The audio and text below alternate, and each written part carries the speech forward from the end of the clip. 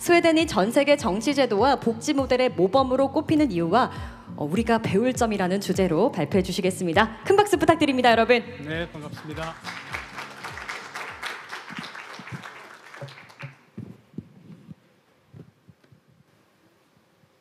네, 반갑습니다.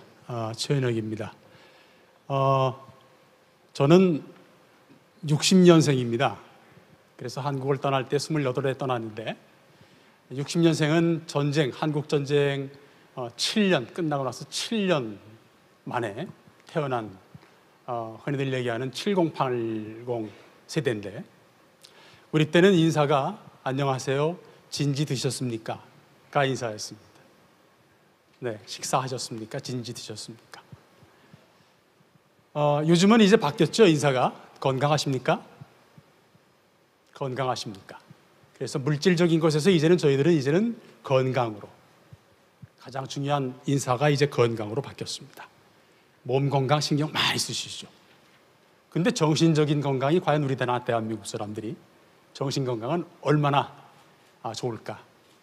그래서 저는 이제 스웨덴에 가서 도착한 것이 88년도 우리나라 이제 그 88 올림픽 할 때였었습니다만은 그 도착한 곳이 저쪽 스웨덴 꼭대기 중에 있는 옹예라고 있는 북쪽 아주 추운 30도, 영하 30도인 곳에서 도착해가지고 스톡홀름 대학으로 학위를 하기 위해서 내려왔다가 박사학위는 또 요테보리 대학으로 또 다시 스톡홀름 올라왔다가 지금 대학에 있는 곳은 룬드 근처에 있는 린네 대학 칼마르라는 곳입니다. 그래서 스웨덴 사람들이 놀라는 것은 스웨덴 사람들은 한 번 정착하면은요 거의 평생을 한 동네 한두 번 정도 이사하는데 저는 이사를 아마 한 10번 이상은 한 것 같아요.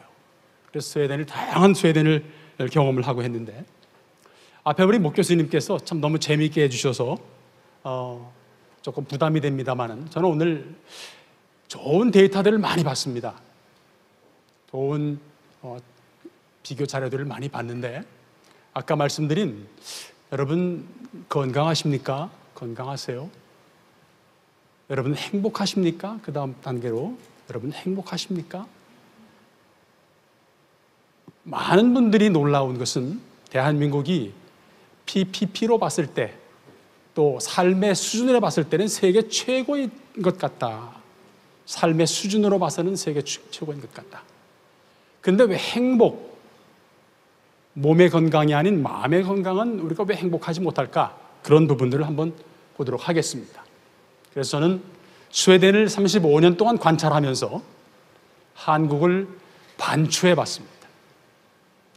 왜 우리는 60년 제가 태어났을 때 경제성장도 이루고 세계 1위 제품들이 그렇게 많고 또 BTS가 있고 또 K-드라마가 있고 이럼에도 불구하고 왜 아직까지도 우리는 당연히 행복해야 되는데 행복 수준에서 The Good State, The Happiness Index에서 저는 한국이 많이 치고 올라가야 되는데 왜 62 수준밖에 안 될까를 한번 고민하게 됩니다. OECD 국가 중에서는 자살률이 제일 높고요. 생계형 자살률이 여전히 높고요. 또 행복지수도 OECD 국가 중에서 가장 낮습니다. 자, 그래서 오늘은 저는 어떻게 아일랜드가 또 스웨덴이 The Good State 인덱스에서 1위와 8위를 차지하고 있는데 대한민국이 과연 어떠한 모멘텀을 거쳐서 우리가 The Good State의 인덱스에서 1위, 10위권에 들어갈 수 있을까를 한번 고민해 보면서 어떠한 모멘텀을 가지고 우리가 튀어오를 수 있을까에 대한 고민을 한번 같이 해보고자 합니다.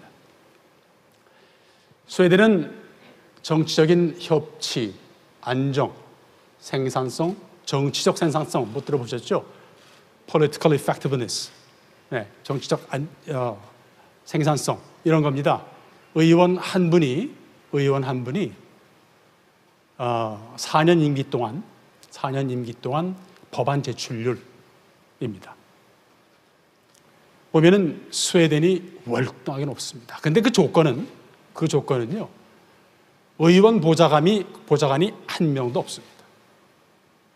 어제 제가 국회 들어가서 국회의원 한 번 뵙는데 딱 들어갈 때 보면 8명이 네, 지근거리에서 보좌를 하고 있죠.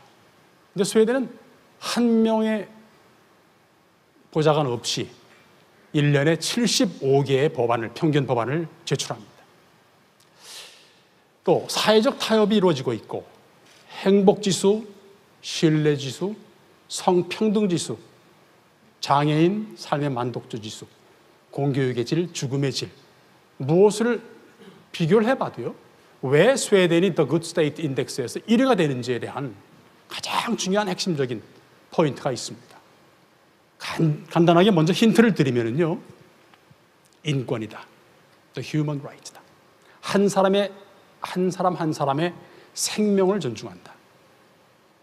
그 인권에는 말이죠, 인권에는 우리가 한 사람 한 사람의 가치, 인간 존엄성에 기초한, 우리나라 헌법에도 있죠, 인간 존엄성에 기초한 그러한 국가라고 보면 됩니다.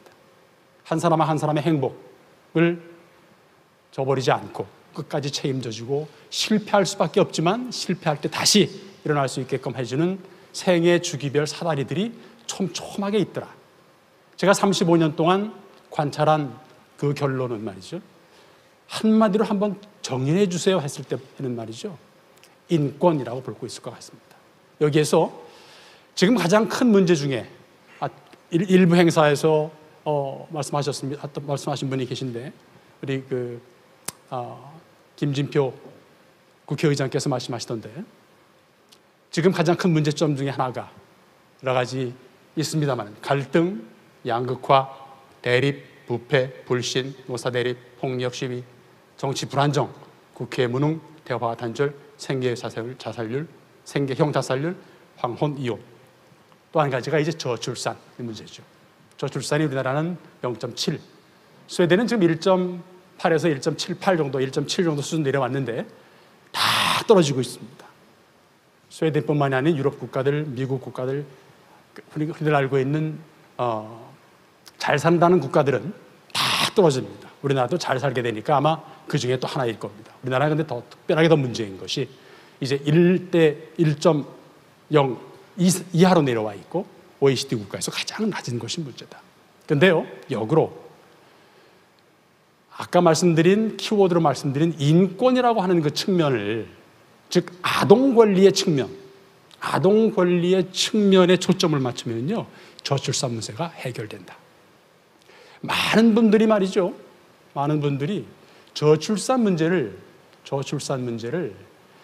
여성의 인권 신장과 평등에 초점을 맞추는데, 반대로 이거를 말이죠, 인권, 모든 한 사람 한 사람의 행복, 태어나기 전 뱃속에서부터의 아이들, 혹은 태어나기 이전까지의 엄마 아버지의 아빠의 환경을 신경 써주면서 아이들이 태어나서 죽을 때까지, 그래서 흔히들 얘기하는 요람에서 무덤까지라고 하는 그 촘촘한 성장 과정에서 또 일을 해나가는 과정 속에서 또 퇴직하고 나서도 말이죠, 왜 죽음의 질까지도 우리가 책임을 져야 하는지, 바로 이것이 어떻게 보면 국가의 역할이 아닌가 싶습니다. 우리가 사회과학에서 연구할 때 말이죠, 많이 나오는 얘기입니다. Ceteris paribus 많이 얘기하죠. 자, 모든 조건들이 다 같다면, 그러면 이제 통제 변수들을 통해 가지고 저희들이 설명하려고 그러죠. Ceteris paribus의 이 라틴어의 핵심은 모든 조건이 변하지 않고 똑같다면, 우리나라가 지금 변화하는 모멘텀을 만들지 못한다면 미래도 암울할 것이라고 하는 결론이 나옵니다. Ceteris paribus는요, 모든 연구의 기초입니다. 왜냐하면 통제를 해야 되기 때문에 말이죠. 자, 제가 관찰한 것 중에서 한 가지 놀라운 것은 민주화 물결이 있는데, 세뮤얼 P. 헌팅턴이라고 하는 미국 교수가 연구했습니다. 연구해서 Democratization the Third Wave 해가지고 이제 발표한 책에서 보면요, 제1물결, 제2물결, 제3물결, 그리고 물결이 치다가 어떻게 합니까? 떨어지죠. Reverse Democratization도 있고, 그래가지고 올라가다가 떨어지는 부분이 있는데 다 떨어집니다. 제1웨이브를 시작한 시기가 1810년대입니다. 미국에는 앤드루 잭슨이 1828년도에 대통령이 되면서 동부 세력들이 너무 자리를 잡고 있으니까 그래서 이제 엽관제도 스포일스 시스템이라는 것을 만들어내면서 엘리트들을 개혁해 나갑니다. 또 그러면서 영국 쪽에서는 1832년도에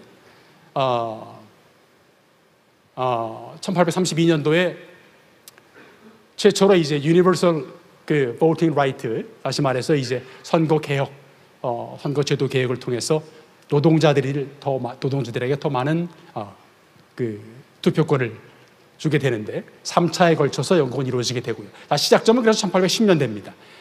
1810년대부터 시작돼서 민주화가 시작돼서 제1차 민주화가 끝나는 시점이 2차 대전이 시작되는 시점입니다.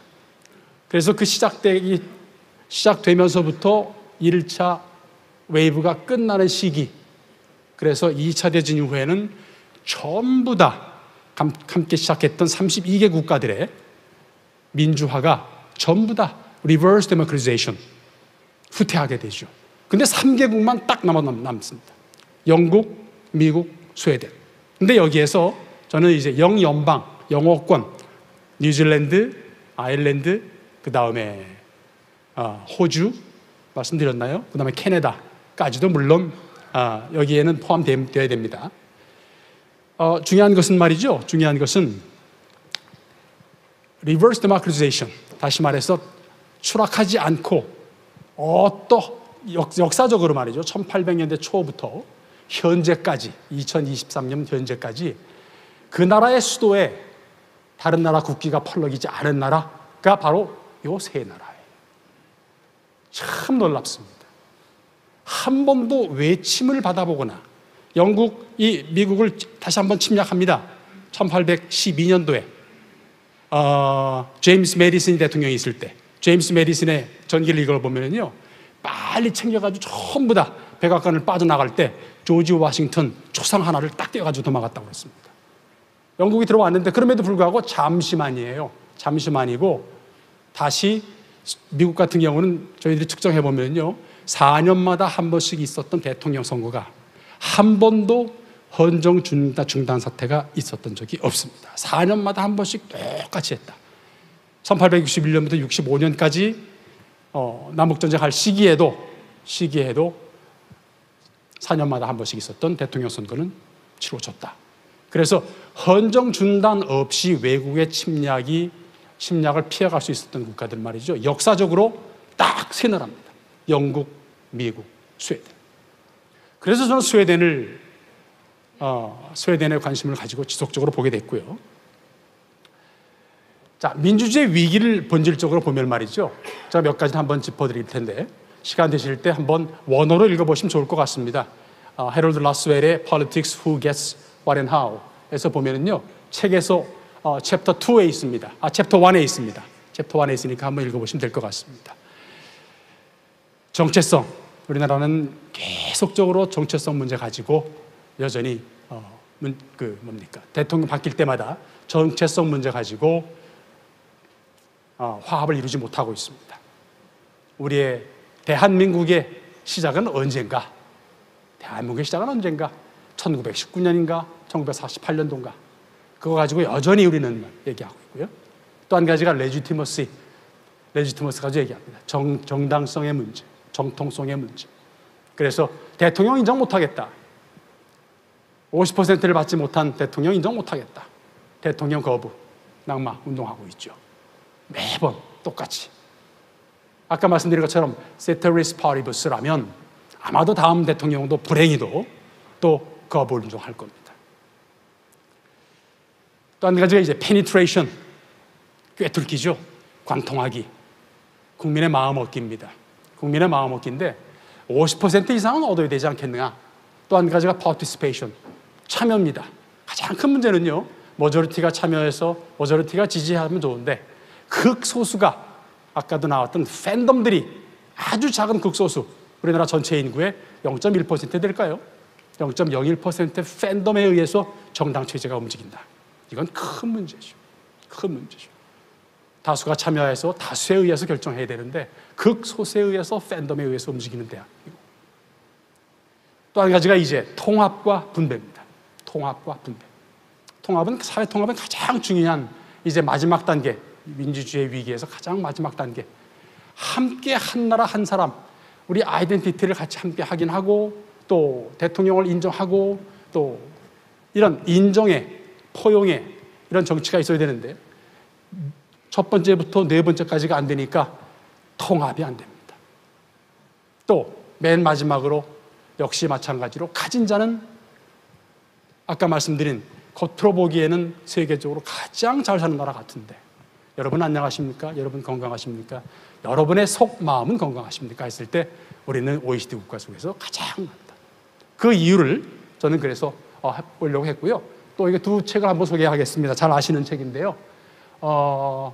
그 에스모글루 교수 그리고 그 레비스키 교수와 지블릿 교수, 김영준 교수님께서도 가끔 인용하시던데 핵심은 서로를 참아주지 못합니다. 상호 용인이 없다라는 점, 인정하지 않는다는 점. 또 한 가지가 레지티머시를 인정하지 않더라, 존중하지 않더라. 자, 이미 짚어줬습니다. 앞부분에서 말이죠. 또 한 가지가 이제 왜 우리가 행복하지 못할까?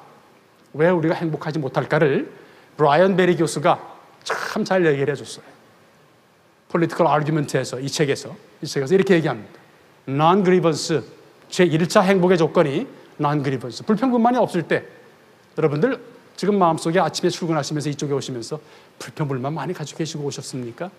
그럼 지금 측정해보면요 여러분의 행복지수는 낮을 수밖에 없을 겁니다. 불평불만이 없을 때 일단 1차적인 행복이 관문에서 통과합니다. 자, 불평불만이 많지 않고 그리고 나서는 이제 어떡합니까? 여러분들이 원하시고 꿈꾸시는 것들, 여러분뿐만이 아니라 여러분들 자녀들이 원하고 꿈꾸는 것들을 이룰 수 있을 때, 또 눈에 보이는 가시적인 그 시근거리에서 그 가능성을 믿을 때 여러분들은 행복할 수 있다고 할 수 있을 겁니다.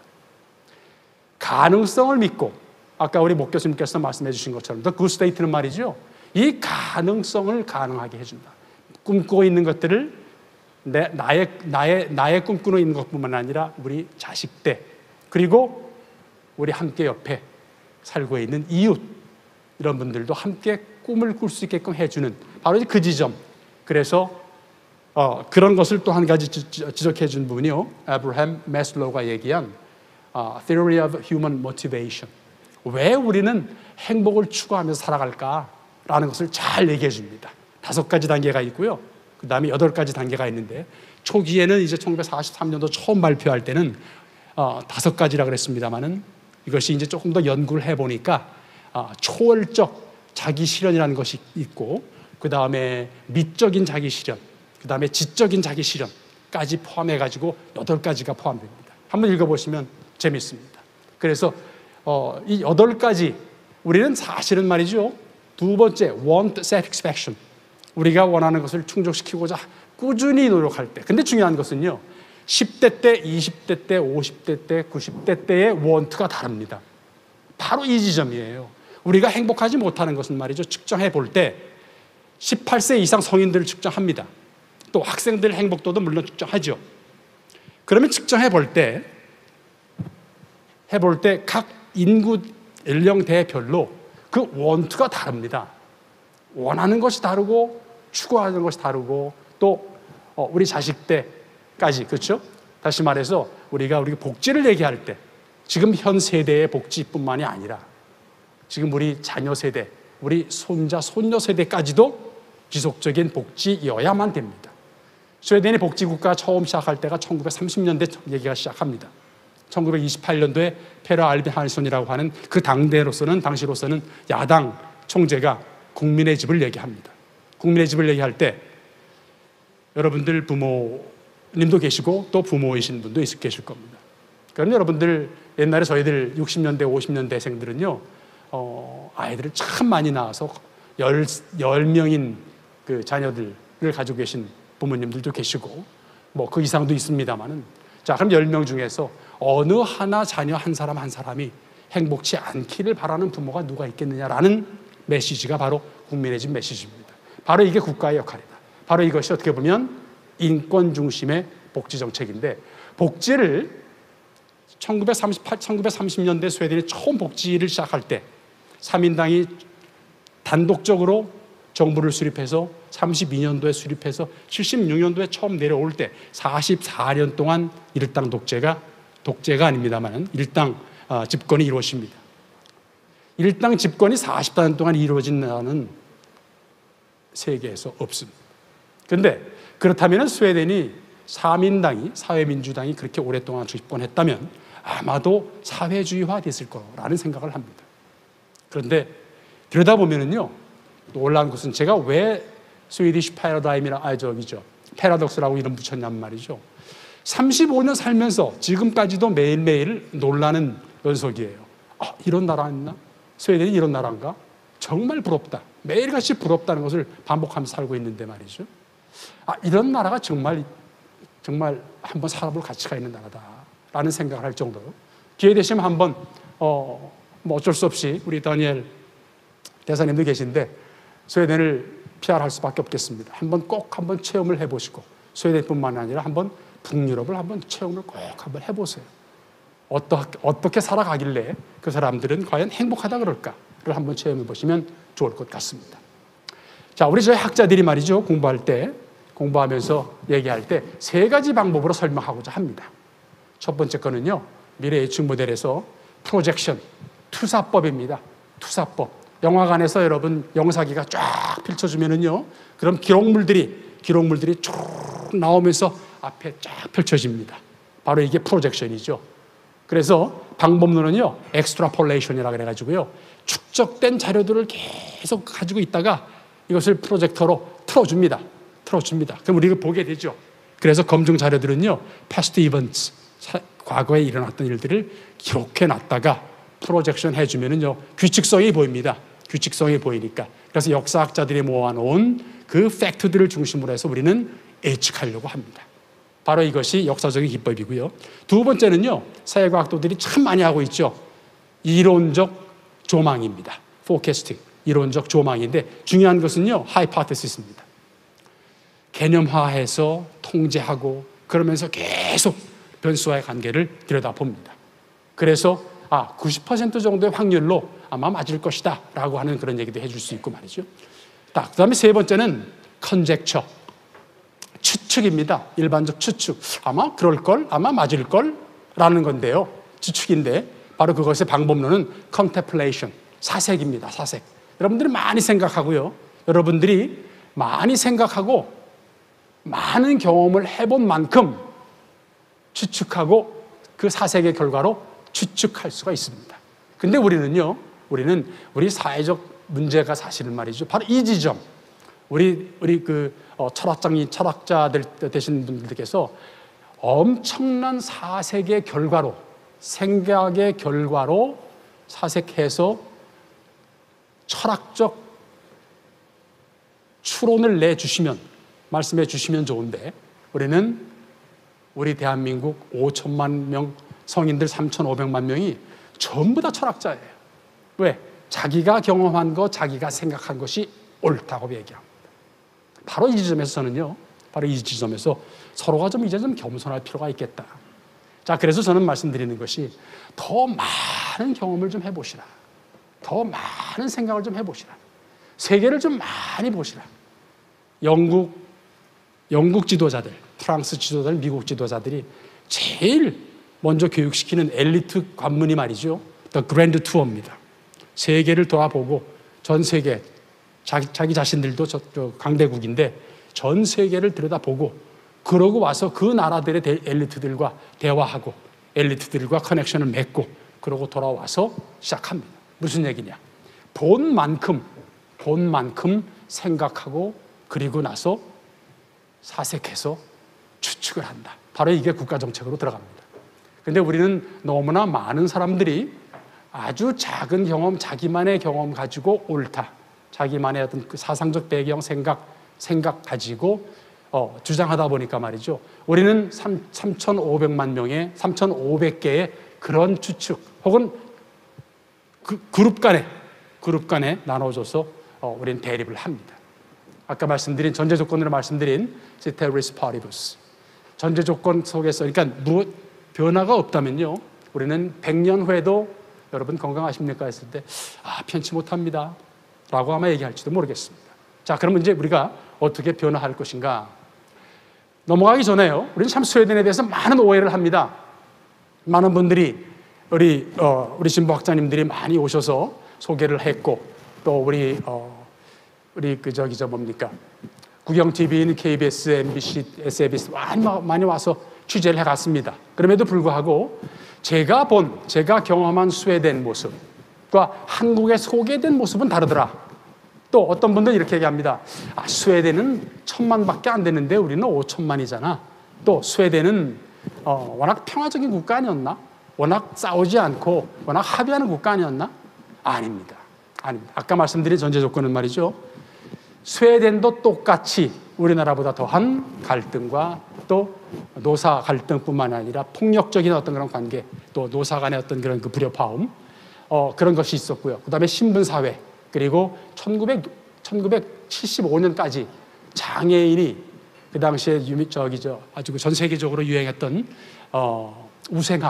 우생학의 최선두에 있었던 나라가 스웨덴입니다. 카롤린스카 인스티튜트가 거기에 선봉에 서죠. 그래서 저 북쪽으로 올라가면 이제 사미족이라고 있는데 그 사미족을 돌아가신 분들을 전부 다 무덤까지 캐가지고 연구를 합니다. 백인과 차이가 뭘까? 그리고 흑 역사 중에 하나인데 저희 대학교 이름이 린네 대학입니다. 칼폰 린네 이름을 따서 한 것인데 칼폰 린네가 얘기한 것이 호모 사피엔스죠. 호모 사피엔스는 세 종이 있다라고 얘기합니다. 백인이 있고 황인종이 있고 흑인종이 있다. 호모 사피엔스를 얘기한 사람이 린네입니다. 근데 거기에는요 정의를 붙입니다. 백인은 똑똑하고 반골 기질이 있고 또 미래지향적이고, 린네가 끼친 흑 역사는 말이죠 레이시즘의 시작이었습니다. 또 한 가지가 인종 편견주의의 시작이었고요. 또 한 가지가 우생학의 시작이었습니다. 그래서 카롤린스카 대학의 총장님이 2003년에 카밍 아웃 하셔가지고 대국민 사과를 하고 또 사미족에게 사과를 했습니다. 우리가 우생학을 앞세워서 큰 범죄를 인류의 범죄를 지었습니다. 라고 사과를 했습니다. 자, 그럴 정도로 3인당 집권 초기부터 보편적 복지를 추구했다? 아닙니다. 저는 대한민국 지금 이제 진보 정권들이 조금 더 한 번 더 50년 대계를 보고 30년, 50년 대계를 보고 보편적 복지를 추구했으면 좋겠다. 가난합니다. 처음에 어떤 나라든 재정 상태가 녹록치 않습니다. 처음 시작할 때는 어쩔 수 없이 사회적 약자부터 시작합니다. 사회적 약자부터 시작하고요. 그래서 보편적 복지부터 그건 한 50년 후에 30년 후에 스웨덴이 1930년도에 복지를 천명하고 나서 1970년대 딱 되니까 말이죠. 외국 저널 학자들이 The Golden Age of Welfare State라고 스웨덴을 붙여줍니다. 최고의 황금기가 왔다. 몇 년 걸렸습니까? 30년 걸렸습니다. 우리나라 진보 학자들 혹은 진보 우리 그 정권들은 말이죠. 너무 급합니다. 5년 내 모든 걸 다 끝내겠대요. 씨앗만 뿌려놓고 그 다음에 하나 더 확충시키고 그 다음도 확충시키고 해서 30년 내에 보편적 복지를 이루겠습니다. 그럼 국민도 행복합니다. 돈 찍어낼 필요도 없고요. 건전재정 만들어 가면서 해나갈 수 있다. 두 번째, 보편적 복지는 사회주의 국가를 지향한다? 아닙니다. 아까 말씀드린 것처럼 페르 알벤 한 손에 들어선 것이 1932년도인데 최초 처음 이른 것이 76년이니까 44년 동안 3인당이 오랫동안 통치를 했음에도 불구하고 세계에서 가장 우등생인 자유민주주의 국가, 자유자본주의 국가로 시장주의 국가를 뿌리를 내리고 있습니다. 바로 그것이 무슨 얘기냐면 보편적 복지는 사회주의 국가를 지향한다. 우리는 지금 현재 북한과 마주하고 있는 상태에서 어쩔 수 없이 우리는 남북 혹은 좌우의 그런 갈등을 겪을 수밖에 없는 국가입니다. 우리가 지향하는 것은요, 보편적 복지는 자유민주주의를 지향한다라고 우리 진보 그리고 진보 정권 우리 학자들이 말씀해 주시면 아마 국민들이 엄청 행복지수가 높아질 것 같아요. 사회주의를 꿈꾸지 마시고 자유민주주의 국가를 꿈꿔주시면 좋을 것 같습니다. 분배적 정의는 자유경쟁보다 중요한 가치다? 아닙니다. 동등하게 중요합니다. 분배적 정의와 자유 경쟁은 동등하게 중요하다. 근데 많은 분들이 평등 우선으로, 자유보다는 평등 우선이다 얘기하는데 같이 동등하게 숨을 쉬고 있어야 된다. 그래야지만 아까 말씀드린 인권 측면, 인권이라고 하는 것은 말이죠, 자유와 평등이 함께 어우러서 있는 가능한 것이거든요. 부패와 복지는 전혀 관련성이 없다? 아닙니다. 복지는 부패에 있으면 실패할 수밖에 없다. 왜? 내가 낸 세금을 관리하는 관료들을 믿을 수 없고 국가를 믿을 수가 없습니다. 세금은 냈는데 5년 내에 거들난다, 10년 내에 거들난다. 그럼 누가 믿겠습니까? 복지는 신뢰를 기초로 합니다. 부패는 신뢰를 갉아먹는 가장 중요한, 아까 우리 목교수님께서 말씀해 주신 감자 바이러스보다 더 위험한 그런 바이러스입니다.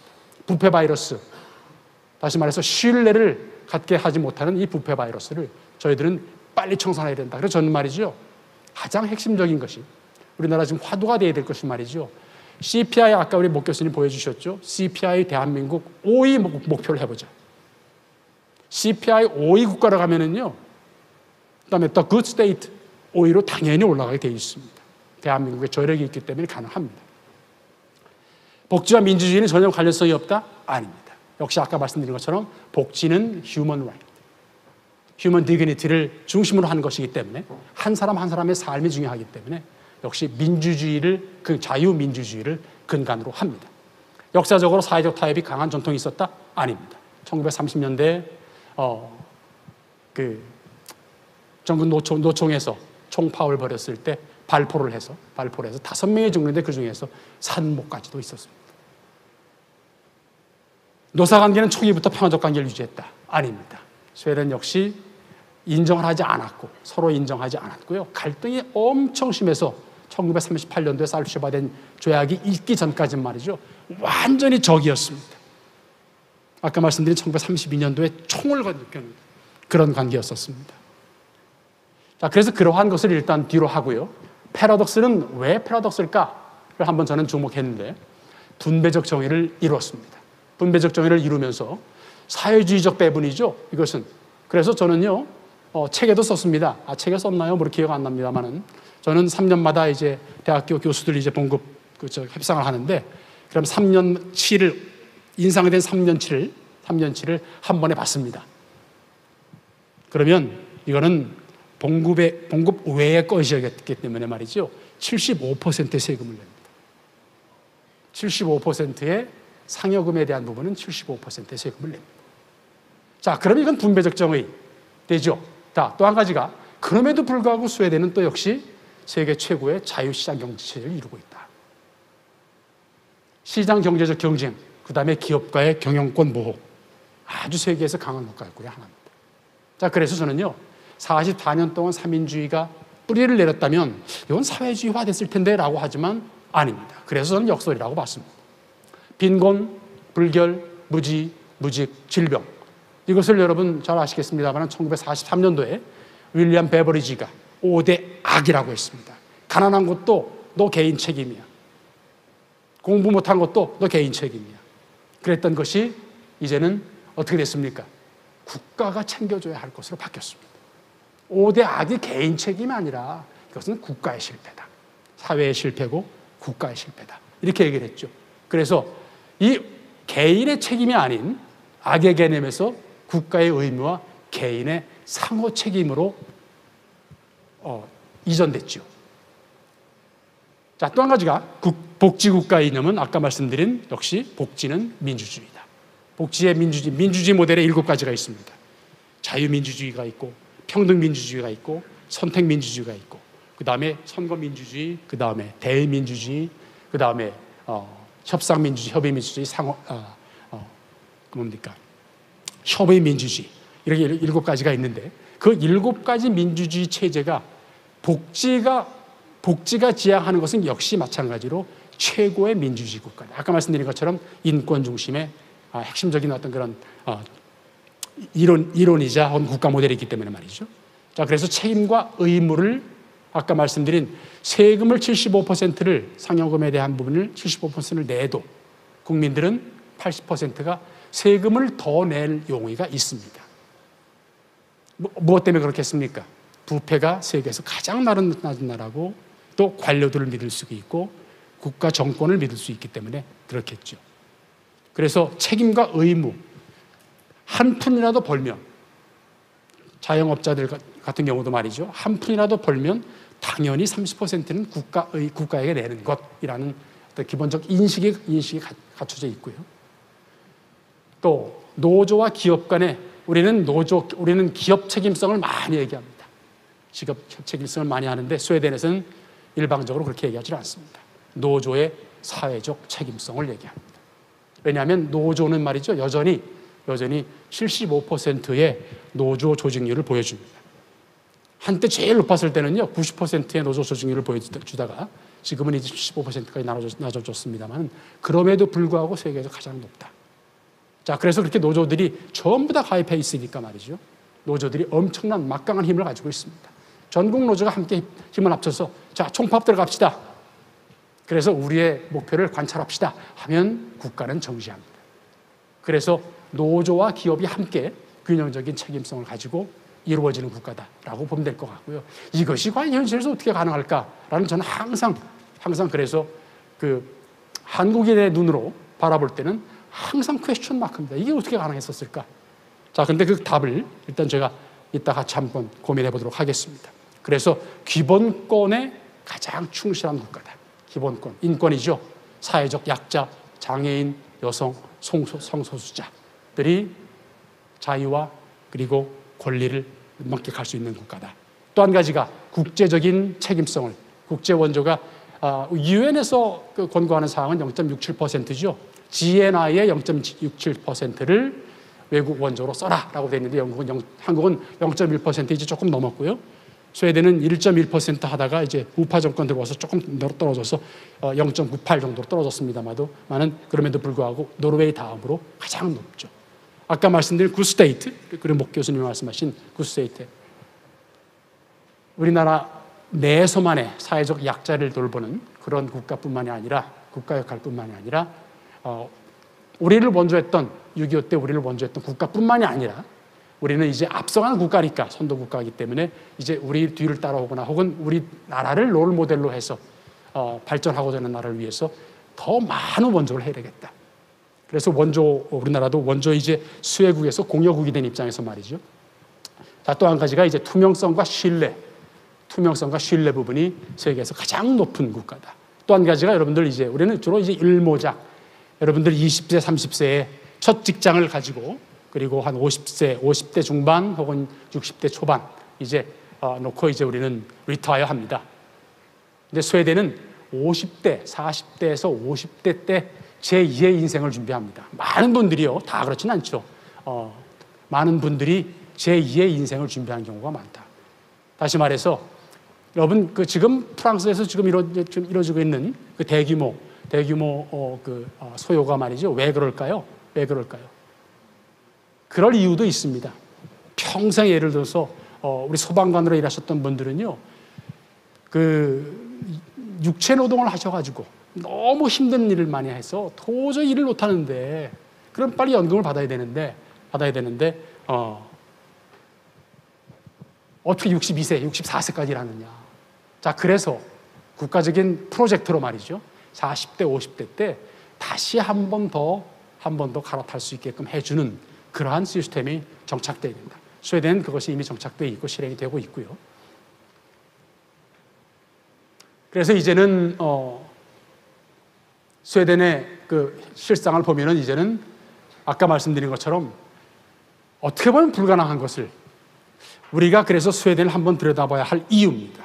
스웨덴은 역시 불가능한 것을 가능하게 만들었고 우리나라가 제대로 한번 들여다보고 연구를 해봐야 할 나라가 아닌가 싶습니다. 자, 시간이 없다고 제가 좀 사인이 와서 빨리 진행하겠습니다. 그럼 스웨덴의 가장 핵심적인 것이 제도만 바꾸고 우리 엘리트만 바꾸면 정치 개혁만 하면 될까? 아닙니다. 국민 개혁이 참 중요한 부분이죠. 스웨덴을 보면은 오른쪽 맨 끝에 있는 나라가 스웨덴입니다. 가장 높은 위치에서 제일 오른쪽에 있는 나라가. 다시 말해서 자기 표현, 자기의 삶이 가장 중요하다고 합니다. 자기의 삶.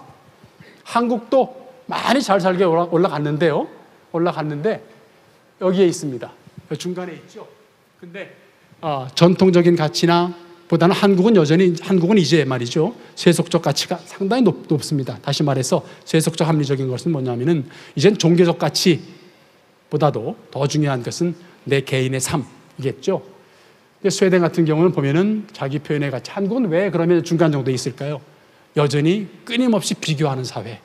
아무리 잘 살아도 나보다 더 잘 사는 사람 혹은 지금 어떻게 보면 나쁜 것만은 아닌 것 같습니다. 더 좋은 것을 항상 더 나은 삶을 꿈꾸기 때문에 말이죠. 그래서 항상 비교하는 삶 또 혹은 생존 가치, 경쟁에 내몰리는 그 생존 가치 때문에 아마 한국이 중간 정도에 있지 않겠나. 한국이 조금 더 오른쪽으로 가주면 줄수록 제가 보기에는 행복의 가치는 더 행복의 어떤 그런 지수는 더 높아지지 않겠나 하는 생각입니다. 제가 오기 직전에 저희 직장에서 찍은 사진입니다. 근데 이것은 제가 사진을 담기 위해서 제 직장을 찍었습니다만은 제가 많은 곳을 다녀봤습니다. 국회를 다녀보고 정부 장관들도 많이 만나보고 말이죠. 또 국회의장, 부의장도 만나보고 그 부의장실도 들어가보고 다 했습니다만은 똑같은 패턴입니다. 무슨 말씀이냐? 제 말씀 못 드리겠구나. 유리로 돼 있습니다. 유리로 돼 있어서 무엇을 거기 안에서 하고 있는지 다 들여다 보입니다. 총장실도 마찬가지입니다. 총장실도요, 문이 다 열려 있어요. 그 안에 누구를 만나고 있는지. 네, 이런 것들이 있는데 바로 이 지점, 저는 말이죠. 바로 이 지점이 투명 사회, 투명하고 말이죠. 또 이 투명한 것이 신뢰 사회와 직결되어 있습니다. 가리면 가릴수록 또 정보가 가려지면 가려질수록 차단되면 차단될수록 신뢰하지 못합니다. 투명 사회는 곧 정보를 쉽게 접근할 수 있게끔 해주는 것이 역시 신뢰 사회로 갈 수 있는 첨단 길이다. 저는 이렇게 말씀드릴 수 있을 것 같고요. 자, 그 메시지를 한번 점검해 보겠습니다. 지속 가능한 복지, 5년, 10년 이후에 우리 연금은 고갈납니다. 국민연금 고갈나고요. 또 우리 보건체계 다시 손봐야 됩니다. 지속 가능한 복지를 우리가 어떻게 만들 수 있는가? 아까 말씀드린 스웨덴이 그러면 30년대에 복지 체계를 갖추기 시작해서 2020년대까지도 국민들이 지지하는 세금을 더 내고더라도 이 복지 체제는 우리가 가지고 가자라고 하는 사회적 합의가 가능한 것은 역시 정치적 프로젝트, 정치적인 어떤 그런 노력들이 뒷받침됐기 때문에 가능했다 저는 보고요. 또 한 가지, 스웨덴 모델을 봤을 때 개혁의 두 가지 모델이 있습니다. 하나의 모델은 영국과 미국 모델을 보면은요, 일단 개혁은 위에 가진 자부터, 권력을 가진 자부터 놓기 시작합니다. 아까 말씀드린 것처럼 스웨덴 국회의원들은 보좌관 한 명 없이 세계에서 가장 높은 정치적 생산성을 보여주고 있다. 전부 다 놓았습니다. 놓았음에도 불구하고 가장 높은 효율성을 보여주고 있는 이유는 역시 기본권에 해당되는 부분이죠. 국민의 알 권리, 국민의 행복, 국민의 복지를 위해서 정말 열심히 일하고요. 국회의원들 중에서 30%는 스스로가 너무 힘들어서 못하겠다고 내려놓는 나라입니다. 이렇게 아마 정치가 바뀐다면 저는 한국도 정말 희망이 있지 않겠나 생각하는데, 자, 높은 세금을 더 낼 용의가 있는 국민. 이것이 바로 첫 번째 지속 가능한 복지를 가능하게 하는 요인이라고 저는 봅니다. 또 한 가지가 복지는 인권이다. 놓으면 놓을수록 행복하다. 어떻게 보면 참 쉬운 메시지인데, 이 쉬운 메시지임에도 불구하고 우리는 참 어떻게 가야 될까를 알지 못합니다. 그런데 대한민국도 참 대단한 나라입니다. 우리가 기죽을 필요는 없을 것 같아요. 세계에서 이런 나라가 유일하게 아무 나라도 없습니다. 우리나라는 원조 수혜국에서 공여국이 된 유일한 국가, OECD로 들어간 유일한 국가입니다. 엄청난 저력이 있는 국가고요. 전쟁 폐허에서 세계 10위권 국가로 진입을 했고요. 또 민주 20국가에서 민주적 정권 교체가 이제 매번 이루어지고 있고요. 또 민간 주도형은 세계 1위입니다. 바로 이 지점의 핵심인데, 민간 주도형은 세계 1위인데 문화와 경제는 세계 1위인데 정치와 관료 주도형은 낙후되어 있습니다. 자, 그러면 우리가 어디에 초점이 가야 될까요? 바로 이 지점. 중앙 관료 그리고 정치 개혁 없이는 아까 말씀드린 시테리스 파리부스, 정치와 관료 주도의 정치 체제를 바꾸지 않으면 우리는 참 미래가 없겠다라는 생각입니다. 그래서 저는 이걸 제안합니다. 무궁화 꽃이 피었습니다. 자, 정지한 상태에서 말이죠. 여러분들, 우리 성기훈이가 여기서 뭘 생각할 거예요? 생존해야 돼. 생존해야 돼. 그걸 생각하겠죠. 자, 정지한 상태에서는 우리는 남을 좀 돌아다보고, 주위를 돌아다보고 생각하게 됩니다. 나만 잘 살지 말고 다 같이 잘 살아보자. 바로 인권의 핵심이죠. 인권의 핵심이고. 체제 전환은 새로운 사람과 제도와 정책의 변화를 필요하다. 자, 그래서 제가 제안하는 것은요, 이제 토마스 쿤을 좀 데려다 왔습니다. 새롭게 시작하자. 완전 패러다임을 바꾸자. 완전 패러다임을 바꾸고, 또 한 가지 조셉 슌페터가 얘기한 우리 창조적 파괴 한번 해보자. 이거 없으면 말이죠, 이제 정말로 불가능합니다. 그래서 저는 감히 제안하기를, 대한민국 대체제 전환은 어떻게 할 것인가, 어떤 모델을 지향할 것인가, 어떻게 시작할 것인가, 누가 먼저 시작할 것인가. 세 가지 모델로 갈 수 있습니다. 영미 모델로 갈까요? 자유시장주의 모델로 갈까요? 여기는 양극화가 큽니다. 여전히 가진 자들이 힘이 셉니다.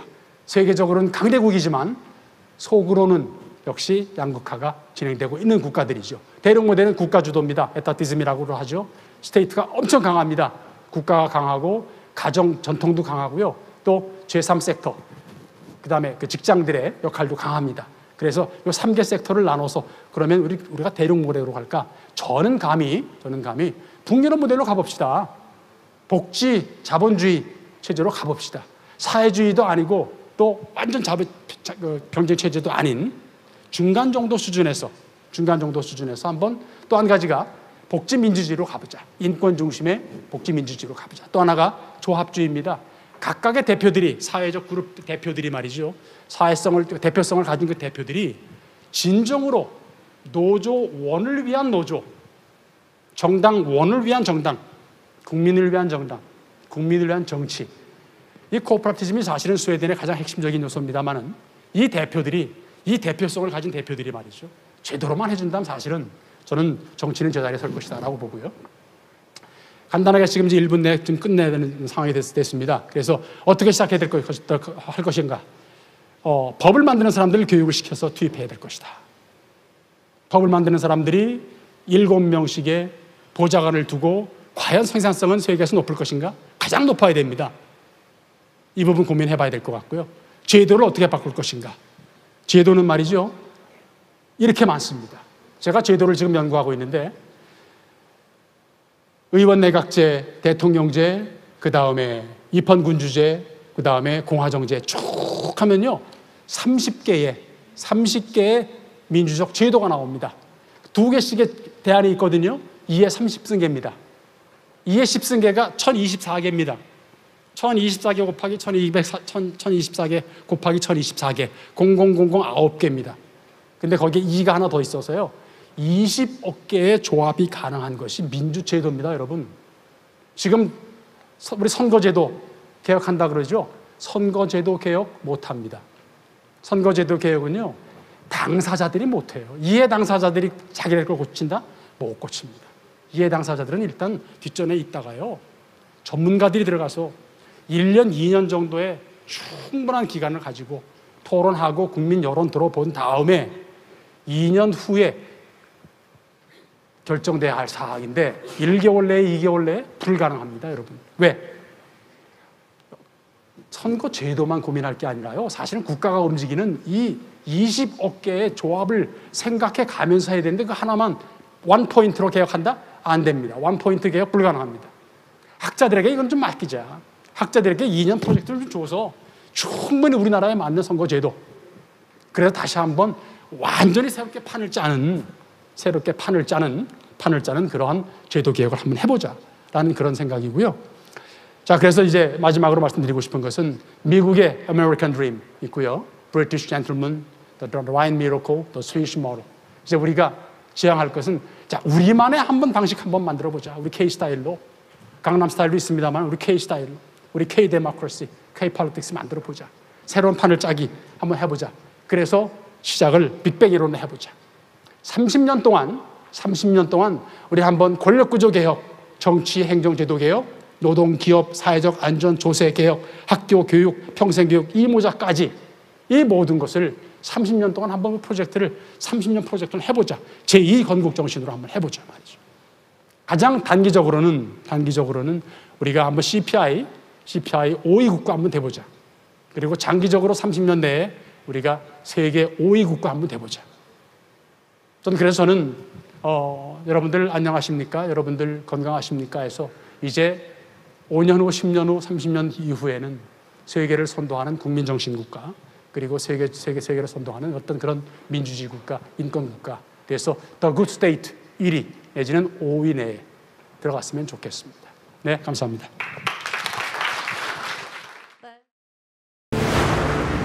종합 뉴스통신사 뉴스핌 20년. 이제는 성년으로 성장했습니다.